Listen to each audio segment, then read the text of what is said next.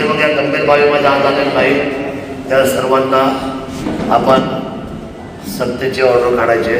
त्यांना जर काम करायची गरज नाही, त्यांनी बिनधास्त काम करायचं आहे. कारण मुद्दा नंबर 1. मुद्दा नंबर 2, जे कॉन्ट्रॅक्टर आलेले नाही आणि मनमानी कारभार करत आहे त्या सर्वांना सोमवारी मंगळवारपर्यंत हजर करा. नाहीतर त्यांच्या बाबतीमध्ये सुद्धा या सगळ्या गोष्टीची आपण जबाबदारी निश्चित करून त्यांना सुद्धा मी ब्लॅक लिस्टचं कथाच शिवाय त्यांच्यावर हा सगळा नुकसानाचा दावा दाखल करण्याचा सर्व चालू. तिसरी गोष्ट की जे हातात काम आहे ते आधी पूर्ण करायच्या पाठीमागे लागा.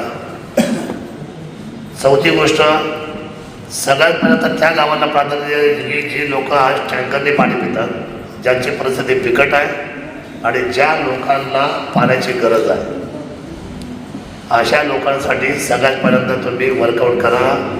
अधिकारी घेऊन जा, समन्वय साधवा. आपला सरपंच, तिथले ग्रामपंचायत सदस्य, तिथला ग्रामसेवक आणि सर्वांना आदर करा. अतिशय आताचा उद्याचा 1 जानेवारी संपर्क संपला की फेब्रुवारीपासून पाण्याची चणचण चालू होणार आहे सर्वांना. त्यामुळे अतिशय गंभीर बाब आहे. पंचायत समितीला मला सांगायचं आहे, मला कुठल्याही परिस्थितीमध्ये 10 जानेवारीपर्यंत उद्याच्या माझ्या टेबलावर आणि जिल्हाधिकाऱ्याच्या टेबलावर आणि सीओच्या टेबलावर ज्या लोकांना टँकर लागणार आहे त्याचा प्रस्ताव सगळ्यात पहिला पुण्या ग्रामीणच्या इंदापूर बारामतीपासून तर आतापर्यंत शेवटच्या टप्प्यात सगळ्यात पहिला जर प्रस्ताव लोकांच्या हिताचा जाईल तर तो जुन्नर तालुक्याच्या टंचाईचा प्रस्ताव जायला पाहिजे. मग आत्ता कळालं, नंतर पाहतो, बिलकुल सुद्धा सबब चालणार नाही. आपली पद्धत ती नाही. आपली पद्धत कोणतीही पुढं भविष्याच्या अडचण सोडवते आपण कामाची पद्धत आधीच आपल्या हातामध्ये घेतो. त्यामुळे आपल्या सर्वांना त्या ठिकाणी टंचाई, पाणी आणि टँकर म्हणजे काही ठिकाणी भविष्यामध्ये अति टंचाई असल्यामुळं चाऱ्याचा प्रश्न उद्भवू शकतो. त्यामुळे काही गावांमध्ये गुराढोरांची, पशुधनाची संख्या लक्षात घ्या.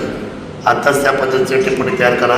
इथून मागचा तुम्हाला सगळा रेकॉर्ड लक्षात डोळ्यासमोर ठेवून त्या पद्धतीची अंमलबजावणी आत्ताच मी तुम्हाला सांगतो. या पुन्हा या गोष्टीने मी सुष्टा देणार नाही.